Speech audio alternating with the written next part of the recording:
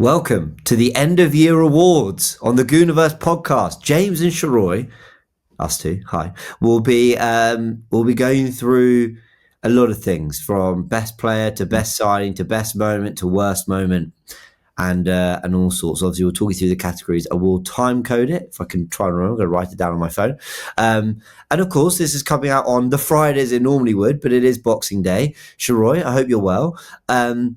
It's look, not everyone celebrates Christmas, so if you are watching this and you're winding down after a busy Christmas, then I hope you had a great time. If you don't celebrate Christmas, absolutely fine. Hope all is well this time of year for you. Of course, we're still coming to the end of the year. A lot of people will be winding down anyway and putting their feet up and taking it easy. So we hope you enjoy what is meant to be quite a festive but a fun end of year roundup piece of content. Yes, we'll look ahead to Brighton. Yes, we'll look ahead to Villa a little bit too. And look, we're in a Carabao Cup semi-final. We're top of two league tables, so things are looking very good for Arsenal. But we thought we'd have a bit of fun with this piece of content too. Sheroy, how are you, mate? I've missed you. You well? I'm good, man. I was reflecting on this time last year, man. Like this time last year was around the sort of time where I took a step back from YouTube. We were both sort of yes. It was a rough end to last year, right? And I was thinking about what it looks like now. Like we've been consistent every week with this. We're both on our training journeys and personal lives are good, and you're in Italy, and you know what you were saying about even if you don't celebrate Christmas, that this festive period, I hope everyone gets to unwind and spend time with their families, bro. Like it's so grateful for everything that we have around us and the fact that we can spend time with our families. And just a shout out to everyone who's out there that maybe can't spend time with their families. Either way, really, really hope you at least get some rest. And if this podcast can give you a little bit of company along the way, then great, man. And then we can launch ourselves into. I was speaking to some people who are quite close to Arsenal Football Club yesterday, and they said that outside of like the PFA awards, it's the Goonerverse podcast awards that all the players are waiting for. And they looked a bit nervy when they were playing Palace as well, knowing that this was going to come. So I'm pretty sure they've all got notifications on, ready to see who wins and who really, because obviously it's James and Sheroy's opinion. Like it's around the dressing room. They all talk about it. So yeah. I've been sent bribes and messages from all sorts. Some of the players should be ashamed of themselves, but there we go. I understand it means a lot to them. We're going to do the awards, people. Like I said, there will be time codes in this, so you can all skip ahead to certain awards or skip ahead to more of the football chat, looking ahead to the weekend. Whatever you want to do, we time code it because not every piece of conversation in this podcast is for everyone. We acknowledge that. We know a lot of people say stop waffling, get into the football, and again, we acknowledge that too. We don't really, with everything going on, we don't really have too much time for stories and catch up stuff like that. So apologies for that, but we'll go straight into it. Okay, Sheroy, shall we start with? I'm going to start. Look, there's obviously a best player one, and I think we do that last. I think we should start with most improved. The most improved Arsenal player of 2025. Who are you going for? When you sent this to me, I thought for about 2 seconds, and the name that instantly popped into my mind, was Calafiori. Oh, really? I know it wasn't. I knew it wasn't going to be the name that you were thinking of, but I remember the way that I used to speak about Calafiori. I was looking at him as a relatively injury-prone player, someone who looked like he was probably built to be a centre-back but was being accommodated on the left, someone that was brought in as a flagship signing but was still sort of behind Miles in the pecking order, someone who wasn't particularly great one-on-one, someone who didn't influence the attack as much as I thought he should when it came to the quality that he quite clearly had on the ball. And I look at him this year and I think, not just defensively, but going forward, the angles through which we attack, the areas of the pitch that we occupy without him, he, for me, is now one of the most important players on the team sheet. I know we have a lot, don't get me wrong. Okay. But I think the way that he's come on leaps and bounds, if he's fit for me now, there is no question that he starts. And I've seen a real elevation in his defensive game too. He looks a lot better one-on-one. He has that knack that now Saliba has it, right? Where you look like you're second best, but you just get your foot in at the right time and it suddenly looks amazing. I've seen Calafiori do that on a number of occasions this year. And also we saw it against Palace. We've seen it against a number of teams. When he just has a little bit of space and people are standing off thinking he's going to play it into the midfield, he's now getting his head up, pinging it over the top to a runner like a Martinelli or whoever it is on the left-hand side, sometimes even down the middle, and has changed the way in which we operate. So I know it's a bit left field, no pun intended, but that was my most improved player of the year.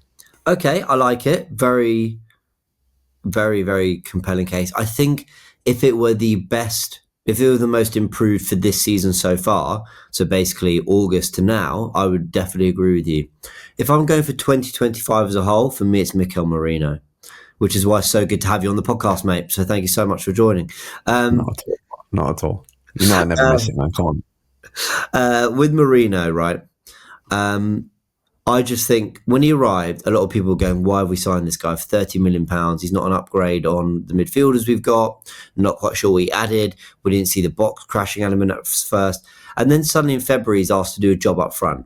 And he does it so well that we knock Real Madrid out of the Champions League. And we're going to the PSG game going, wait, we're actually disappointed we don't have Merino up front for that game. Then when we have an injury crisis this season, he again steps up, scoring big goals for us. Look, I actually think he's still quite flawed as a striker. And I think he's a good squad player. I think he showed that against Palace in midfield. I thought he played quite well. But ultimately, for your stock to go up that much and to have had a calendar year like that with the amount of goals he scored for club and country from midfield, but mainly up front. Yeah, Marino's my most improved there.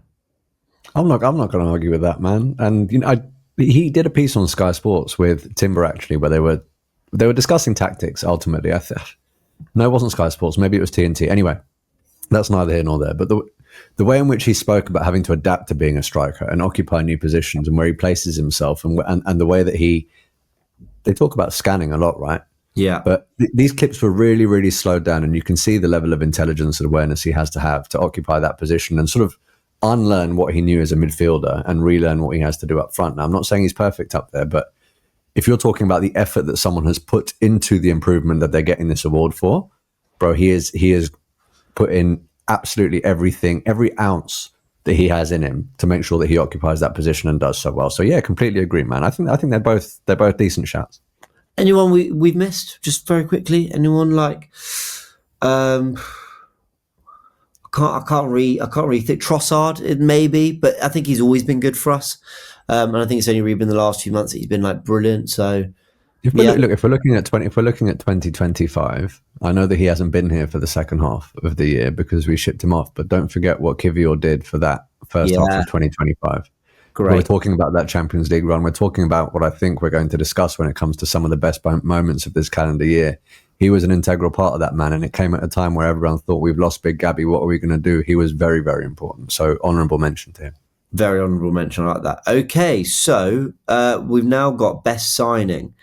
And it's basically one of the 8. So Kepa, Mosquera, Nkapie, Zubimendi, Norgard, Madueke, Eze, Gyökeres.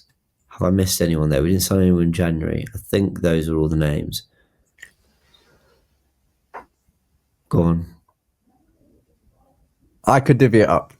So there's best feeling when we made the signing, which I would give to Eze. Like that for me was unparalleled. I was on cloud 9, whatever, but that's not what this award is, right? The best signing for me has to be Zubimendi, bro. And the reason I say that, don't forget how integral Thomas Partey was to this team. Whenever Thomas Partey wasn't playing, we thought the midfield completely lacked. We were looking at a partner for Rice.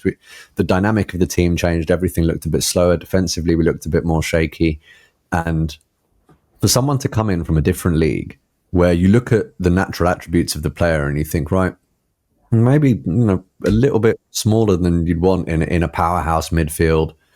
He's come in, not only has he adapted, but he's looked like he's been here for the last half a decade. He's set the tempo of a lot of our play. His defensive work is unparalleled. He's chipped in with a couple of pretty decent goals too. You look at his aerial duel numbers. It's off the scale for someone of his size, bro. And the amount that we paid for him, I honestly think that pound for pound, that is a fantastic signing. And we're going to be looking at it in years to come and go, how did we do that? Because we couldn't and weren't the only team that were in for him. That was an absolute coup. And it reminds me of the season when we had a few rock star signings, but Timber came in. And there were a lot of people at the beginning of that season. Obviously, Timber got injured, so we couldn't quite look at it. But we looked at that and said, you know what? He might actually be the more important and the more transformative signing this year. And it turns out that he was just a little bit later, right? Zubi is another one. He didn't maybe get the headlines that Eze got. He didn't get the fanfare that Eze got. He didn't get all of the media attention and the fan attention that Madueke got, whatever it is. But he came in under the radar and he's absolutely smashed it. Great shout. Very convincing. I think basically the Zubimendi saga, there's so much to love. Like you said, how well he's played, the price we paid, how many teams we beat out to get him, and also how quickly we had it wrapped up from January as well, essentially. There's a lot to love about that signing as a whole. I can absolutely concede that and go Zubimendi, but for the sake of it, should we be picking one for each category, by the way? Do you think we should be picking one as like a Goonerverse? So should we say the most improved is and the best signing is? Oh, look, you know how many comments there are on this pod saying you lot don't always have to agree in it. So it's cool if we have more than one, man. We can have James's awards and Sheroy's awards. I'm sure some will ever that. Yeah. All right. Cool. Cool. So you've given it to Zubimendi. For the sake of being different, I'm going to go Mosquera. I think while Zubimendi's had some shaky performances, I think bar maybe 45 against Newcastle, I think Mosquera's looked really good whenever we've called upon him. And for £13 million, incredibly shrewd piece of business. Like, incredibly shrewd piece of business. So you've gone Zubimendi. I'm going to go Mosquera. I tell you what, though.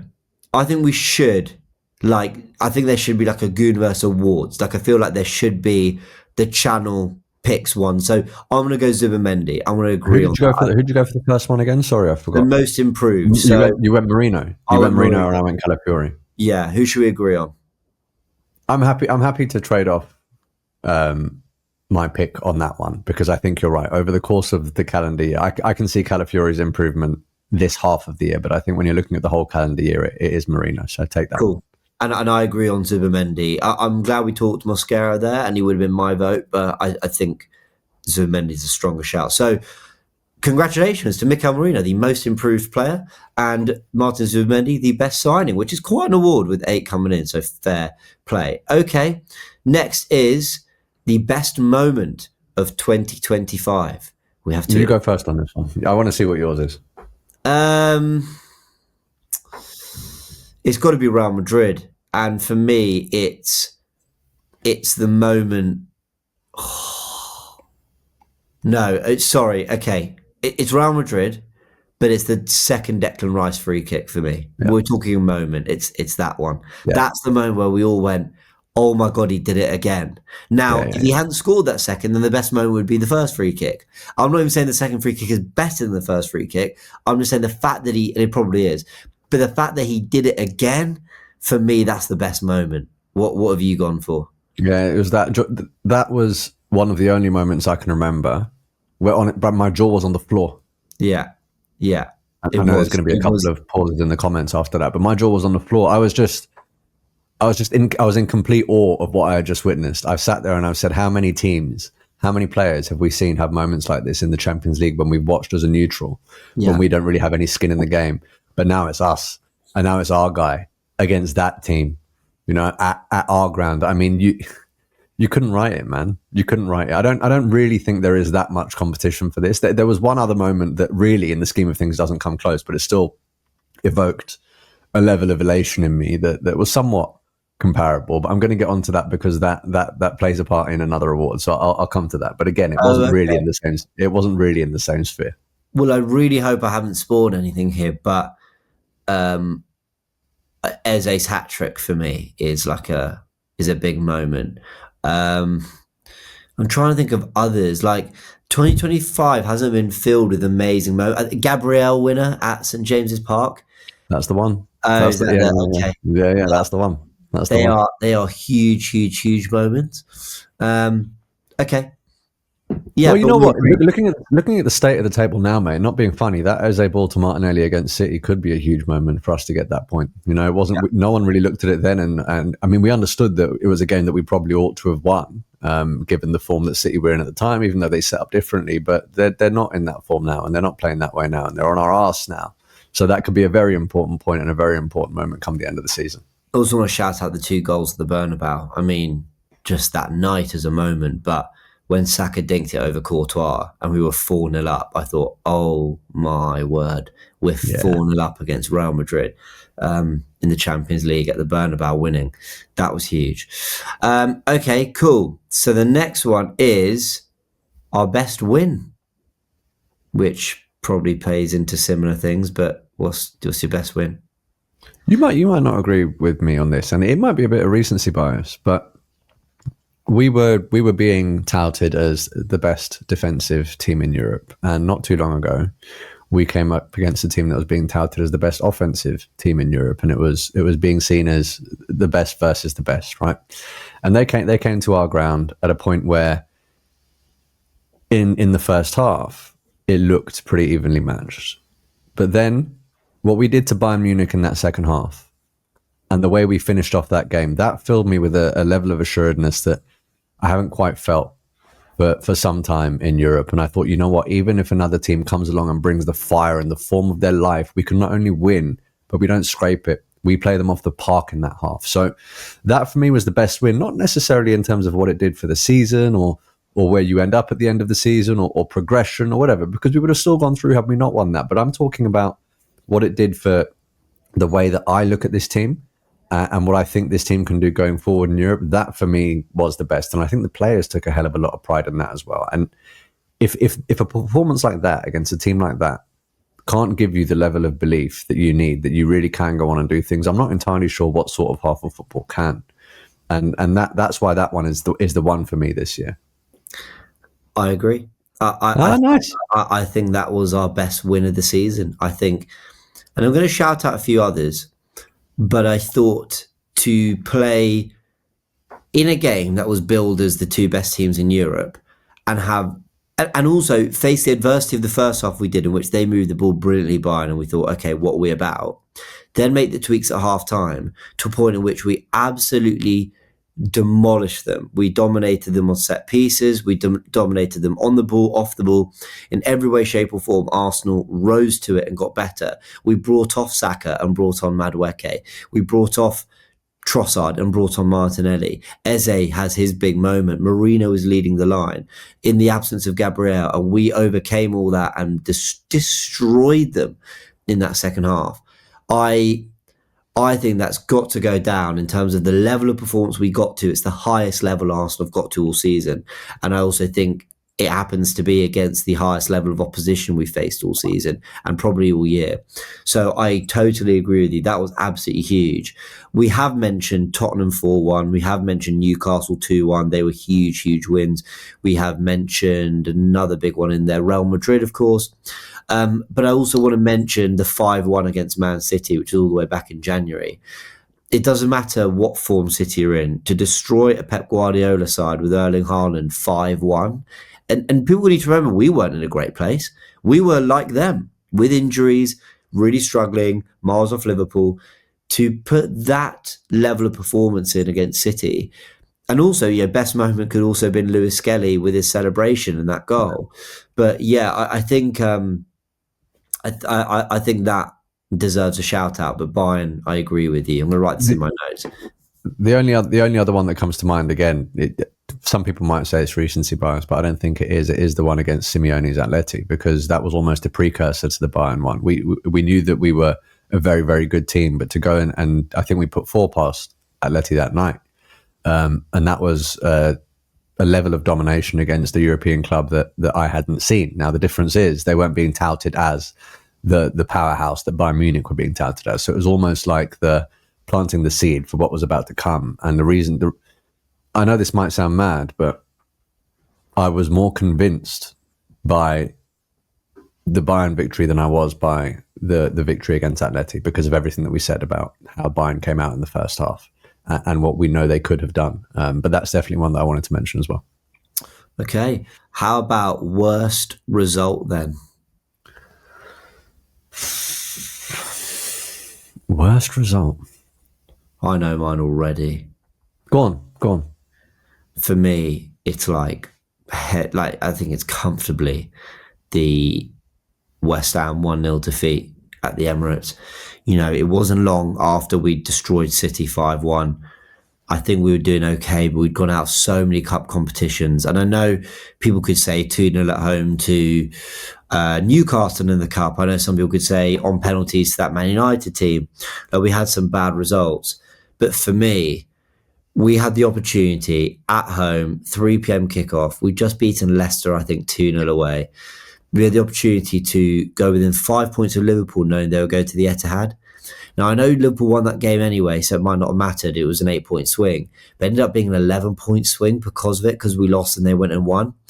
And I know, again, they won, but they basically played that game knowing even if we lose, we're still 5 points ahead of these guys. They're so inconsistent. So I think any kind of scoreboard pressure or tension or big match, big day feel that Liverpool should have felt for that game was completely washed away at our own doing. And you go and lose to a West Ham side with Graham Potter, and we're awful. Awful. I think that was like his first win as West Ham manager. And we went and lost 1-0 on the counter-attack. Jared Bowen again dunking on us. Like, I just think that was, for me, the worst result of 2025. I'm so happy I was on a plane to Melbourne when it happened, because at least I just went, I don't care. I'm going to go drink. Like, oh, by the way, sorry, in best win and best performance, PSV 7-1 was worth mentioning. Sorry, yeah. But anyway, so that's my worst. Do you have another worth? Yeah, that really was if it needed it, that was the nail in the coffin of the Premier League campaign, wasn't it? I think that was when everyone just went, "This isn't our year," and it was a lot earlier than we'd hoped. Look, I think it is that, and I'm happy to concede that. But the one that I can sort of put on a pedestal alongside it with the level that I was deflated by a result was first leg PSG at ours. That when I looked at that and the reason it's not the worst result is because obviously they're incredible and they went on to win it, and it's not something that you expect to beat West Ham. You don't necessarily expect to beat PSG, but when I look at how early PSG scored that goal, the level of performance and we put in that first half, and the lack of composure, and the fact that it then plagued the second half, I'm looking at that in the context of what we just did to Real Madrid.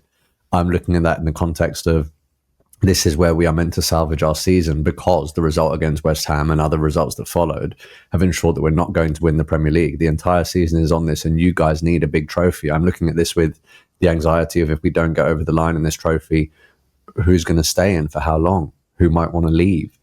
I'm looking at it through that lens, and there was enough quality on that pitch for me to have thought that we were going to have a much more composed performance, at least at home, to set up that second leg. And that really did deflate me. I remember going home from the watch along at Box Park, Wembley, that night, thinking that was a real gut punch, especially because of all the fanfare before it. Maybe it was because of the heights that we'd hit with Real Madrid and the way in which we built that fixture up that I really felt the low. But I completely concede that the West Ham result was a much more ridiculous result when you compare it to this one. Well, okay, so let's be consistent then. We've got best win and worst result. Let's have a worst moment as well then.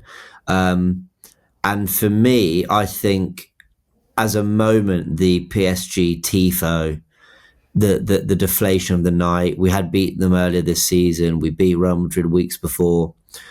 That's up there for me. But also the Buendia, 95th minute. That was such a gut punch. Such a gut punch. Do you have any other kind of worst moments? Those were the two that will sadly forever be etched in my memory. I can picture myself now at, like, hopefully, God willing, 75, sitting there chatting to my grandkids. I'll be like, listen, those really, really hurt. Those really hurt. Hopefully this Buendia one doesn't actually hurt in the scheme of the season, but God knows. We'll only know in a few months.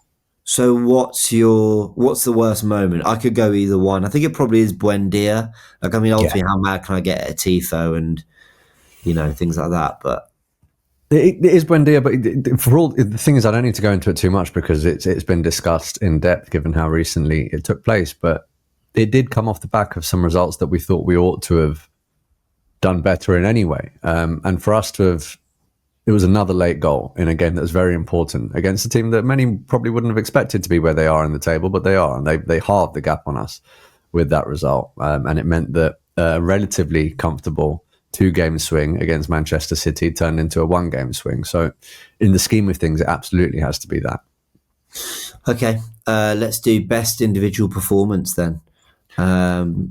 So just a one. Sorry, you've noticed I've chucked a couple in here that I hadn't actually prepared. Yeah. So apologies for that. No, that's all right. What do you think for best individual performance? Is it a bit naff to have a performance that sort of duplicates a moment? Because for me, that Rice performance against Madrid was outrageous, bro. Like, for me to not go with that, given what we said about that being the moment, is very, very difficult. But I know there have been some other incredible performances that we can discuss. Yeah, well, let's go through some of it. I mean, for me, even though the free kick and the moments were in the first leg, I thought he was even better at the Bernabeu. I thought the Bernabeu, I think that's probably the best performance I've seen from any player this calendar year. I mean, Declan Rice was absolutely outstanding. And you know what? He probably claims like the top 3. Like Rice in both Madrid games, Rice away at St James's Park, Gyökeres for 45 minutes against Burnley. Smashed it. He was good against Newcastle as well. Absolutely stormed it. Well, that's a wind-up for people. Like others that stand out for me are like... I'm going to need some help in the comments for this. Like Saka at Fulham, for example. Like, I don't know. Like, who was great against Atletico Madrid? I thought Saka was good against Atletico Madrid. Zubimendi was good against Atletico Madrid. But I'm struggling for... Eze at Tottenham is another one. The guy got a hat-trick. We have to mention him in there. Oh my gosh, sorry. Of course. I mean, that has to be one, especially because, I mean, you're looking at that might actually be it, you know, if I contextualize it. Because I mean, he was meant to sign for them, bro. He was meant to sign for them. This is a North London derby where obviously Tottenham come to our gaff and know that they don't often win. But if there was one thing they would not have wanted, it was for the guy that we nabbed off them to go and bang 3 against them. And who did they get in his stead? They brought in Xavi Simons, who let them down last week. And I mean, they even put the tweet out, right? Like, it all worked out or whatever.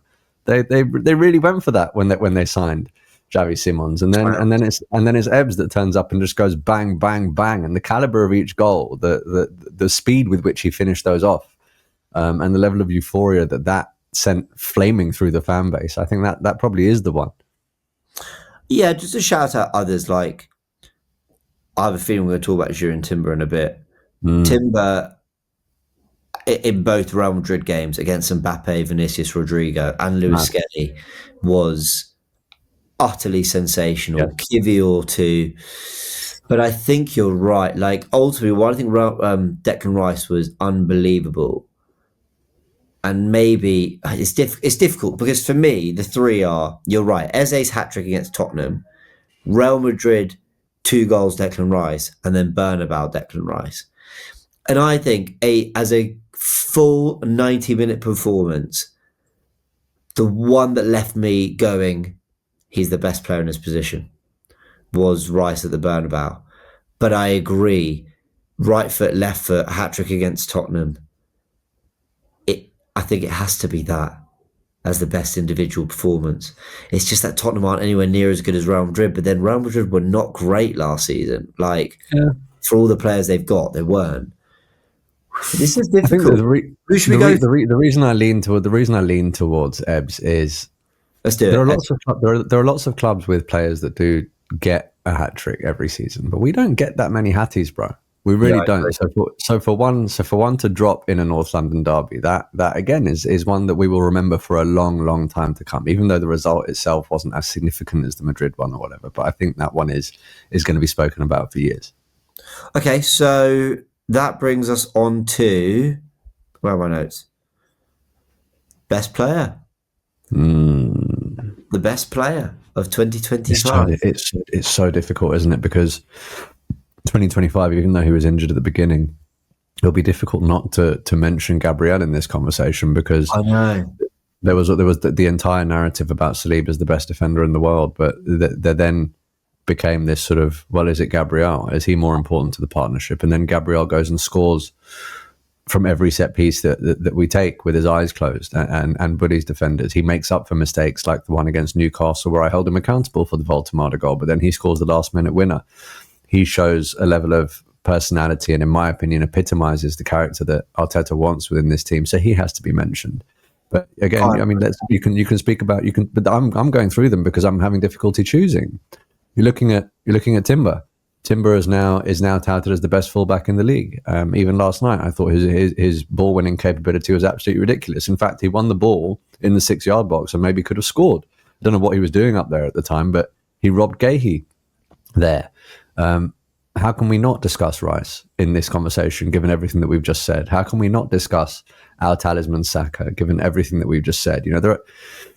How can we not discuss David Raya? The amount of moments that guy has had when it comes to making sure that a game stays 0-0 or 1-0 that just go forgotten about because he's a goalkeeper. We absolutely cannot forget that. And I think his distribution, even though it was good, has come on leaps and bounds. It's a difficult one for me to choose. Which way are you going? You've mentioned every player I wanted mentioned. And Lewis Skelly would be in there had he played more of the second half of the season. Second half of 2025. He would have been in there for most improved too, because ultimately no one was expecting him, right? So Raya, Gabriel, Timber, Rice are all the players I wanted mentioned. I love Saka, but just obviously he's missed 5 months of the calendar year through 2 hamstring injuries. I don't think it could be Gabriel because he also missed a combined 3 to 4 months. And it was a pivotal few months at the beginning of this year, wasn't it, that he missed? Which is why I mentioned it earlier.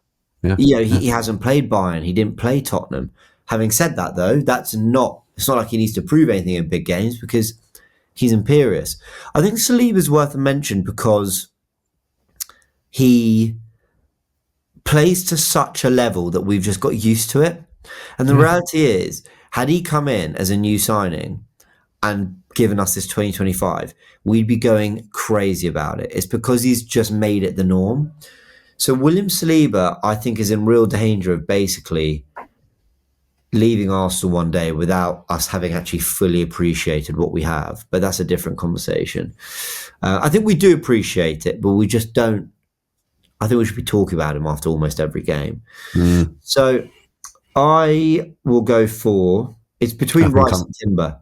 I think I'm leaning towards Rice. I was leaning towards Timber. Really? I'm not surprised by that. I'm not going to sit here and argue with you for the next 20 minutes if we do end up going for Timber. But no, it's Rice. So I've thought about it. It is Rice. You're right. I think it is, isn't it? I think it is because we've discussed everything that he means in terms of open play. All right, but to come in with that price tag and have the calendar year that he has just had, have people saying, well, in actual fact, even if he doesn't have the armband, this guy is the talisman, this guy is the captain. To be the guy that's always articulating himself and vocalizing himself in those huddles, to be the guy that's visibly frustrated even when we do get what turns out to be the winner. Against Wolves recently, for example, everyone else is losing their shit and he's the guy saying, no, this isn't good enough. To be the guy that is now also being lauded as the best corner taker in the world. He's such an integral part to everything that we do on and off the pitch, in my opinion. That taken with the fact that I really, really do think he's a very, very good spokesperson for the club, an ambassador for the club, and he hasn't let any of the noise or the pressure of that price tag get to him. If anything, he's embraced it and flourished. That's why I lean towards him. All of those reasons. I could drop a very similar monologue for Timber, but there are certain things that Timber simply doesn't do because he doesn't need to do that Rice does, and that's why I went that way. It's so unfortunate for Timber because I think he would be like in any other year. This calendar year would have basically been enough. And doing it off the back of such a big injury, I didn't want him playing anywhere near the amount of minutes that he has, let alone at the level that he has shown. A lot of people just praise someone for being available for the amount of time that he's been available, but he's been operating at a standard that I don't think anyone thought that he could for that level of time after that injury. It's an extraordinary level of performance we got from Sheroy and Timber. But we are absolutely like splitting hairs here, people. So please don't think that I'm trying to be critical of Timber. I'm trying to find the differences and why ultimately Rice is going to nick it. I appreciate Rice a midfielder and Timber's a fullback, but fullbacks get forward. So I think this is fair to say. Ultimately, Rice has been as effective going forward as he has been defensively. When you look at the big moments, Real Madrid, when you look at the winner against Newcastle at the Emirates back in May or whenever it was, when you look at the goal at Old Trafford when we were embarrassing that day and we end up drawing that game, he pulls us back. When you look at the set pieces, like you said, how many times he's one putting on a sixpence. When you look at Bayern, Tottenham, Newcastle away, these massive performances he's put in. I thought he was good at the Bridge too. I thought he was good against Man City when we beat them 5-1. I just feel like he's one of the best midfielders in the world. When I say one of, I say top 2 or 3. And he's shown that throughout most of this year, and he's risen to another level. Yeah, I'll go Declan Rice. I'm happy to go. I'll write that, put that in my notes. Declan Rice. But very unfortunate for Timber. Very. Absolutely.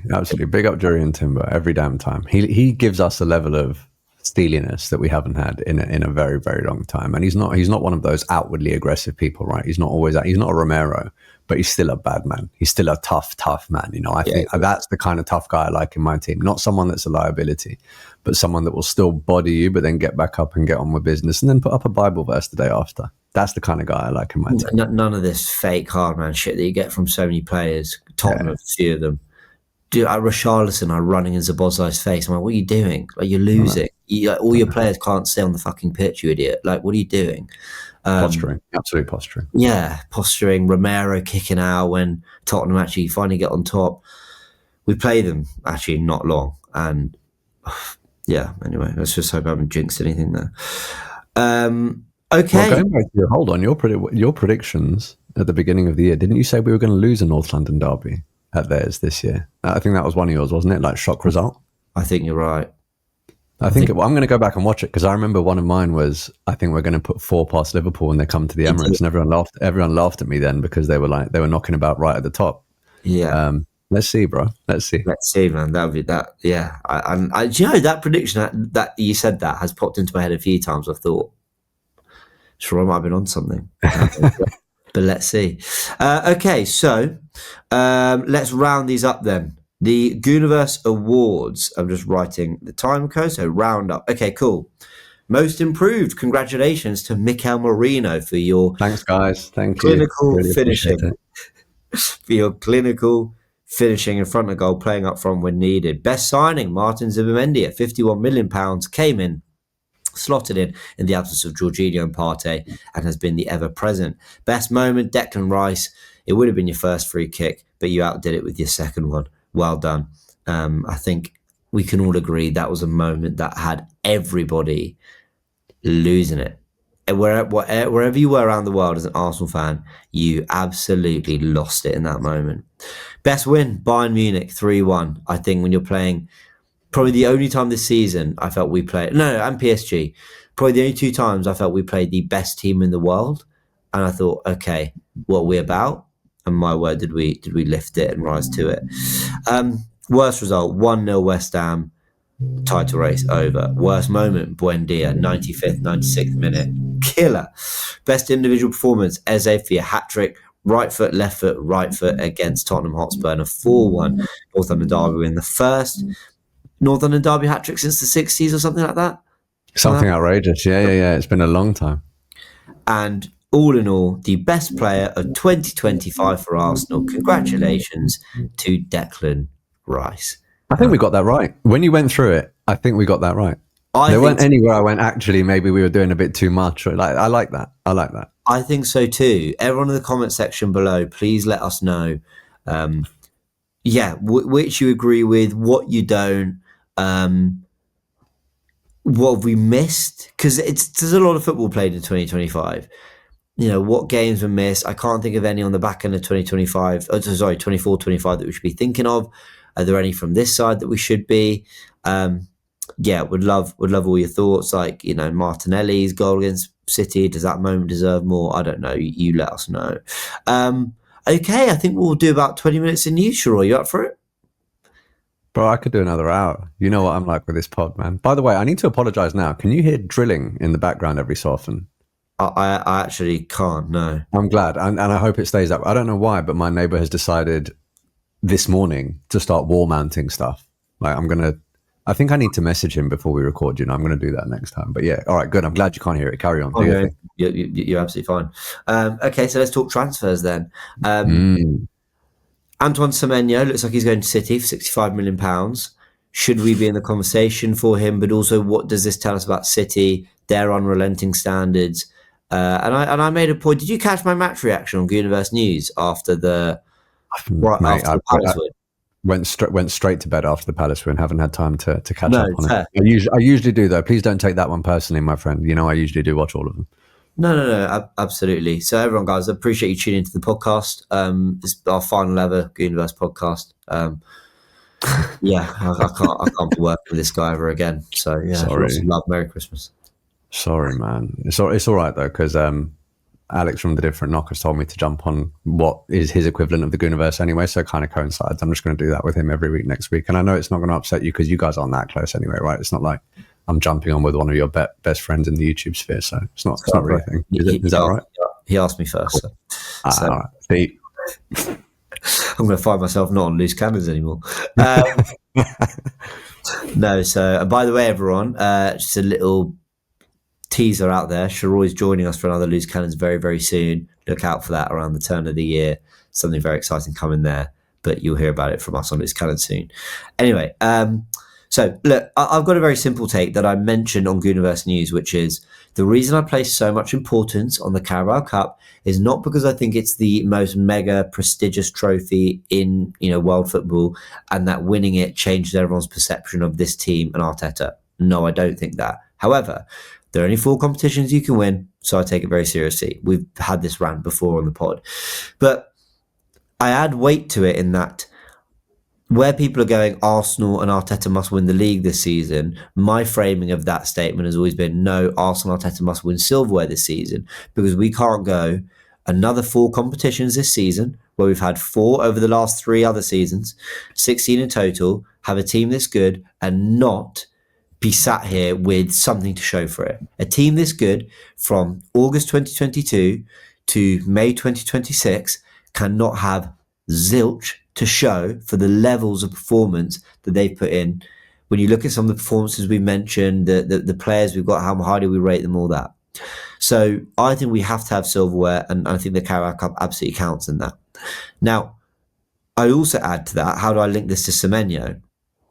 The reason I don't think you can just click your fingers and go, Arsenal have to win the league. Okay, but why? Because the best manager, the best striker, and the highest spenders are all at Man City. They're all Man City. And then you can add the team who've actually done it, that team that have actually got over the line, the team of a history of winning. So for me, I can't just sit there and go win the league. You have to. No, my expectation is that we do, and my hope is that we do, because I believe we have the best team, and I think we're there. I think we're the best coach side. I think our defence and everything. But I can't just expect it to a point of essentially you have failed and we're going to talk about your position, Arteta, if you don't win the title, when all those other things are on that side. Semenyo is proof of the spending power and unrelenting standards that Man City still have. Because Doku came in a few years ago, Semenyo came in a few years ago, then they added Marmoush in January, and now they're adding Semenyo only 12 months on, where Marmoush is supposedly now available to go. They might even let go of an Oscar Bob to make room for Semenyo. They added Shirky in between those 2 signings too. And don't forget, Grealish used to occupy the position that Semenyo will probably play. How much did he cost? £100 million signing. Julian Alvarez came for whatever, and then they let him go a few years later. Albeit, credit to them, their turnover of players allows them to do that. And I don't think Arsenal have sold in a way that allows us to go buy and replenish the stock like that. I hear it. But City are still able to click their fingers and go, we want that guy. We're going to get him. Now, maybe Arsenal should be more ruthless. Maybe Arsenal should be in the conversation. But City are still spending and are in that conversation because they are still acting like a team that should be. And I wanted to put that out there. Yeah, I hear you, but I also think there'll be a lot of people that are listening that will sit there and go, Over the last few years, one of the concerns that we've had is the fluidity of the attack, particularly on the left side, and the amount of forwards that we have that might have some nice attacking play, can be quite effective, but they're not just guaranteed goals, right? And City, conversely, do have guaranteed goals in their team, along with the pretty attacking play. One of the positions that we were discussing, notwithstanding the fact that Trossard has done quite well, and we brought in Eze, and Martinelli had a fantastic performance against Palace, whatever, but one of the positions that we were discussing throughout the course of this summer was, have we just left ourselves a little bit short on that left wing? If a player like Semenyo, who is one of the Premier League's top goal scorers, happens to be available, and that is a position that he could occupy, with everything that we've said about this being a win-now window for Arsenal, for Arteta, for Berta, and you do have, in a way, the amount of time that has passed since we've won something has to contextualize this, because it ought to influence the way in which you operate in January. The notion that a team that has won as much as Manchester City have won can be that proactive in the market and nab a target like that, when a team that has not done so, where their attack is actually more of a concern than Manchester City's, that I think is a difficult pill to swallow. Particularly when it comes at a time when they have just clawed the gap back to 2 points, particularly when we're looking at the second half of the season as the part of the season where we might need a bit of an attacking lift, where we are looking at a lot of players like, well, Gyökeres does kind of have to come good, even though we're getting a lot of positive contribution from the left-hand side. We don't have anyone on the left-hand side that I think is going to finish on 15 goals. Saka and Madueke we're happy with, but even then we're sitting there and saying, well, could Saka's numbers just be a little bit higher? Could Madueke's end product be a little bit better? That's the lens through which we're looking at our attack. And that's why the Semenyo one for me is very, very difficult, especially because at the back end of the last summer transfer window, there was chat about Arsenal are interested in Semenyo, but it's not one for this window given the amount of business they've done, for example. Those are the things that I was reading. And there were lots of things. There's the clip going around that Semenyo is saying is that the Emirates is his favourite stadium. And there's all of that, right? This is yet another example of a player that you think might be a viable option and could be transformative if you got him. But instead, he's going to the team that have won a hell of a lot more than us and are right on our arse. Yeah. That psychologically is a difficult one to stomach. Yeah, I agree. They're basically right behind us in the title race, scoring loads of goals, and they're going and adding more firepower. I will say this, though, because I know Liverpool are in the conversation for Semenyo too. I did feel that, like, when I saw the links with those clubs to Semenyo, I thought, I don't think you guys really need him. Like, go add a couple fullbacks, go add a centre-back, go add, a little bit more depth in midfield if you're Liverpool. So now City might still go and do that. Whereas Liverpool always felt if they were going to spend 65 million on Semenyo, they might stop there.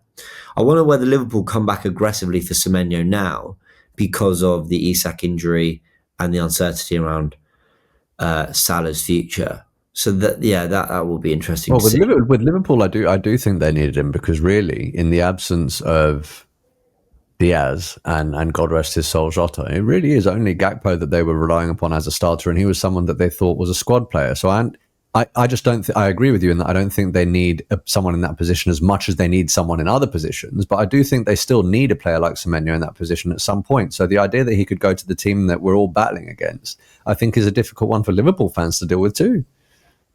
Yeah, agreed.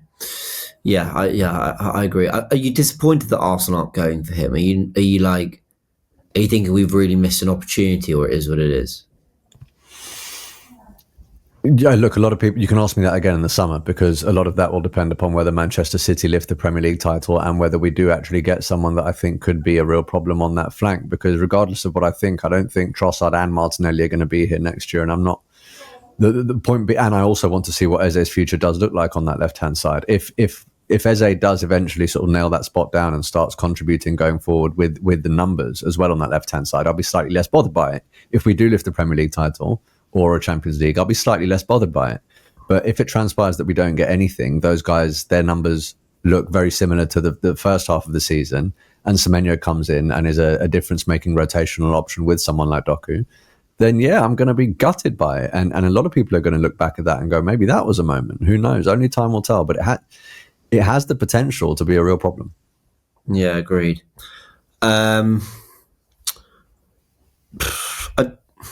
as we're recording this, I don't know whether this podcast is going to come out on Christmas Day actually instead of Boxing Day. I need to think about that because we normally get it out on the Friday. But I'm thinking because what I don't want is some of the news to age too much. And one of the things I was going to ask about was Mark Guehi. When I did my video, 5 defenders Arsenal could sign, everyone laughed at the Mark Guehi suggestion, and I have no idea why. Lo and behold, he gets linked to us. And look, I don't think you can read too much into it, but I did want to ask you what you made of well, him and Arteta at the end, his chats with Saka, Madueke and Lewis Skelly, the fact that he didn't celebrate his goal. He didn't take a penalty, I don't think, either. I don't know. Like, it could easily be, guys, that by the time this podcast comes out, it's all been squashed, or he signed somewhere else, or he, Glasner or Guehi's already come out and gone, no, there's nothing in it. Maybe journalists have put that one to bed. So this could age poorly, but I'll ask anyway. Was there any part of you that looked at it and went, this looks interesting? All right, look, going through each of those in turn. Yeah.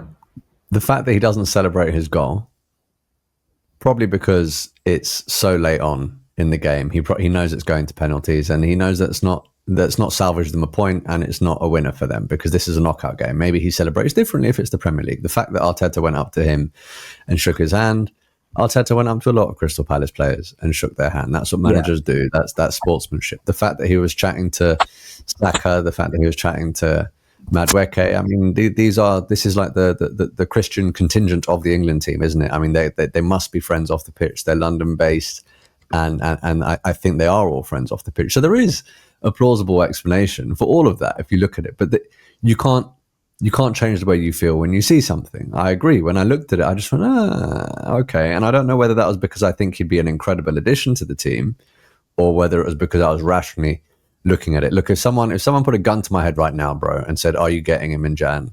I'd probably say no. Probably say no. I just watched it back, whether he's celebrating against Fulham when he recently scored a late goal there. And you're right, that was a winner. London derby, although so is Arsenal in the Premier League. But he did. He celebrated, arms stretched. He really, really enjoyed that moment.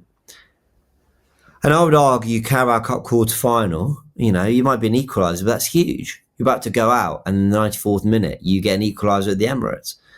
I think it's very strange he didn't celebrate. But, okay, let's just imagine a world in which it's all been sorted behind the scenes. And look at Zubimendi, right? Like, these things can just happen behind the scenes. That was really realising. Kepa happened extremely quickly, right? Who's to say that, Arteta and Arsenal, with all the injuries they've had, have looked at Guehi and gone, you know what is it going to cost, 20 million? Even if he's 30 with 6 months left on his deal, even if he's up to 30 million pounds, they might go, yeah, because of the quality of player we're getting, we're happy to do it. He would have been at 60 million had he had a couple of years on his contract, minimum. So maybe they've looked at it and gone, with the injuries we've got, Lewis Skelly's probably a future midfielder anyway. Why not? Like, what? Mosquera's out for 2 months. Gabriel, we don't want to force him to play week in, week out. As I mentioned, Mosquera. White's now out for a month. Nkapie's gone down with a shoulder problem. Calafiori feels like he's on the brink. Timber's just done really well to keep getting out there. I could see how they could justify another signing. And what if, the phone calls have been made and Guehi's like, yeah, cool, sounds good. Arsenal will need to pay the fee, blah, blah, blah. And he just doesn't really fancy going nuts on the celebration, because he knows he's joining this team. Okay, that might be totally fantasy land. And I know, even saying it out loud, I don't think that's what's happening. But it's not beyond the realms of possibility. And then when you see Saka, Lewis Skelly, and Madueke, they weren't just, okay, you know what, I'm probably doing too much, but let's entertain the thought.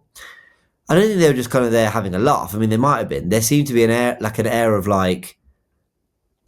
wanting to know something, and Guehi just sort of try not to say too much, almost sheepishly so, and then embraces Arteta on. You go, okay, maybe I've overanalyzed it. Maybe I've totally overanalyzed it. In fact, I probably have, and I don't think he's going to join. I could just see. I don't think this is one where Arsenal fans deserve to be mocked and laughed at, I could see why people could interpret that a certain way. Yeah. And the other factor that you didn't mention is obviously one of his very close friends from that Crystal Palace team recently made the move, and he's now got a level of insight from someone that he very much trusts in Emirates, right? I mean, it's no secret that players talk and they ask for inside information as to what life is like at that club. But it's not everything that you said about Arsenal wanting him and it making sense for Arsenal. I don't disagree with a single word that you've said, but I'm trying to get my head around whether it makes sense for Mark Guehi to come to Arsenal, because he is absolutely good enough to start for a lot of Premier League teams and a lot of European teams. And he is used to playing week in, week out at Palace. There's no guarantee that he's going to get anywhere near the amount of minutes if our first choice back four is fit for the vast majority of the season. And that might be something that he looks at. When you are looking at a team like Liverpool, he probably thinks, you know what, eventually I slot straight into that back four. When you look at a lot of other teams, actually, that would be after him. He probably goes, you know what, I slot straight back into that back four. And when you're looking at a World Cup year, these guys are not only looking at for what's good in the long term and what's good for their lives, they're looking at what's good in terms of playing time so they can make sure they're on that plane. And that's why I don't think he personally would go for it. I would love to be proven wrong. Who knows? As you say, the answer might already be out there, given the time that this pod might drop. But he's a player that I would love at Arsenal, man. He's a player that I would absolutely love at Arsenal. And he's one of those guys that regardless of where he goes, bro, I do wish him all the best because he seems like a good bloke. I get you. I just think... And I think a lot of people rightly say the whole, yeah, but he could start for anyone else, so why would he come to us? But a little part of me thinks, but that's true of like a lot of the players we've signed, you know, and also that's true of the dynamics when you sign a player who's guaranteed to start, what you're saying to them about, you know, what you're saying to the rest of the squad. So when we signed Trossard and when we signed Eze and Madueke, Trossard and Martinelli could very easily have gone, well, Saka's starting. So that's two more players who are competing. Oh, and Odegaard, the captain, starting. So that's two more players competing in our position. But Madueke and Eze still wanted the move, and those two have got even better for it. So, you know, Havertz, Jesus and Gyökeres, there's a lot of competition in that one area of the pitch. Nketiah and Mosquera. Nketiah could have gone and been a first choice at Tottenham. Mosquera had interest elsewhere. But they ultimately came to Arsenal. So I think this idea that like, well, where would he play? Well, I'll tell you what, he'd start immediately because of Gabriel's injury. With White injured, I think he could play right back. Now, maybe not as an overlapping right back, but a bit like Tomiyasu did. Like solid, tuck in, like Kivior did at left back. Just tuck in, do a job, you know, so that we can let the left back bomb on or invert. He allows rest to Saliba, who's had 3 injuries this season. I think the evidence is compelling, and I think if he did join in January, I think he'd start 10 games minimum. Yeah, maybe more. 20. Yeah, maybe more. And what it would say is, I mean, let's say we do get him, and that lot go and get Semenyo. Again, it really does just show you exactly where the priorities of the managers and the teams are, right? Because you're then going and getting two of the best performers in the Premier League, one going defence, one going attack, and it is a defence versus attack showdown, and we see which one comes out on top. And everyone also goes, yeah, that's very true, actually. They had Semenyo, we had Guehi. It's like everyone's doubling down, whereas they need Guehi and we need Semenyo. Exactly. You know, okay, and let's do the flip. So he could basically sign for Real Madrid or anybody in January for free. That's true. I think that's the most compelling argument against why we'd sign him. But I'd also chuck this in. So people go, yeah, but Liverpool need him. He'll start for them, so he'll go there. Okay, sure. But he was willing to join them in the summer when they had Konate with the perception of him being one of the best centre-backs in the league. So he was willing to join them then. So competition doesn't scare him. I'd add to that you got to think from Liverpool's perspective, Konate hasn't signed a new deal. If Guehi comes in, Konate basically, what's the incentive to sign his new deal if suddenly he gets displaced by Mark Guehi? He'll go, well, actually, Real Madrid want me. And actually, lots of clubs probably do. I would offer him good money. So there's that element as for Liverpool to think about as well, which is basically what message does it send to Ibu Konate if you sign Mark Guehi and he doesn't start the rest of the season when he's got a contract to sign? Those conversations have to have been had already. Liverpool ought to have already spoken to Konate and gone, listen, Joker, are you signing this or not? Because if not, we're making provision. We're a club that's big enough to not have to wait around for someone like you, quite frankly. If you're off, you're off. We're going to bring someone in and we have to do it now. That's how that business needs to be run. And that's what I'd want if we were them. Yeah. Yeah. I think that's going to be very, very interesting, the Mark Guehi saga. My prediction is he doesn't go in January because I think there's a lot to achieve. I think they could win the Conference League, Palace. In fact, I think they will. So there could be another trophy there. That could make 3 trophies in a year, which would be unbelievable for Palace. I think they could easily finish in the European spots again. They could nick 5th. I don't think they will, but they could nick 5th and get Champions League football. There's a lot still to achieve there.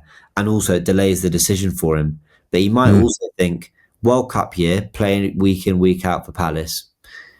But also sometimes the England setup, the England managers, sometimes they rate you more purely for the clubs you're playing at. I know that's not done Lewis Skelly and Ben White any massive favours. I appreciate that.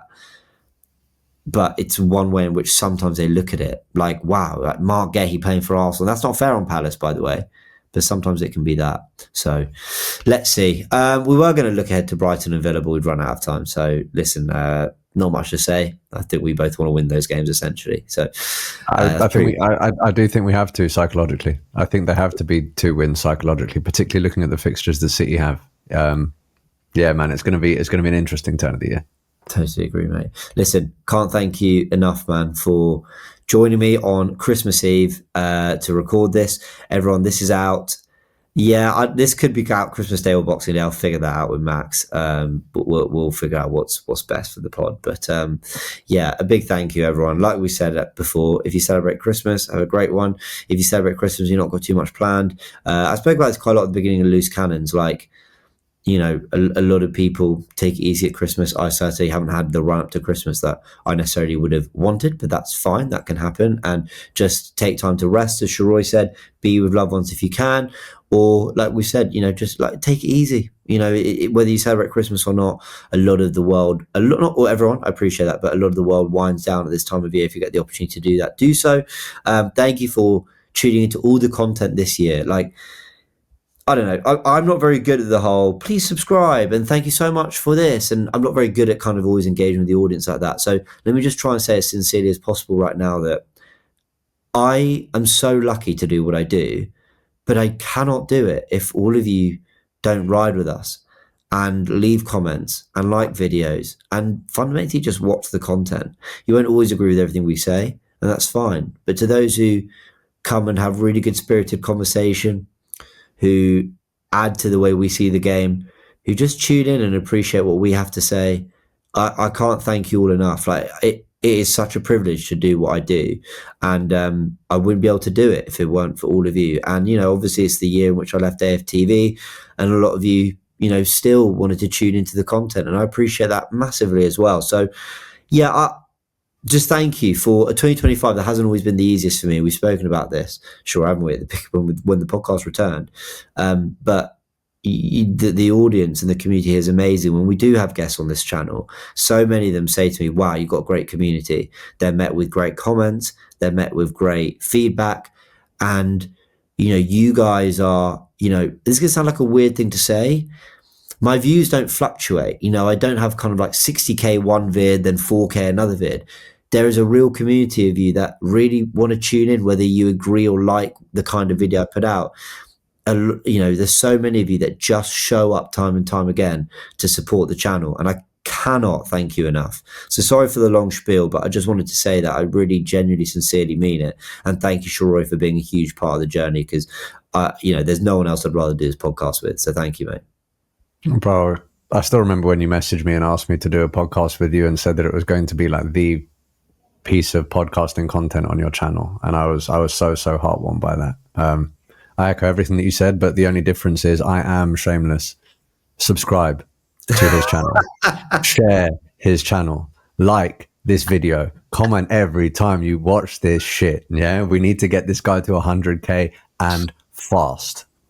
Thanks, on that note, I hope you have a wonderful festive period. To everyone in the comments, and you know what, I did have a little comment lined up for today. And it was a guy that was very, very upset that we didn't read out his comment from the week before. But given the time, big man, I'm going to hold it until next week. I think you know who you are. I'll drop that one next week. The Turkish would say, love for the love. It's a nice saying. And that's definitely how we feel. So thank you, everyone.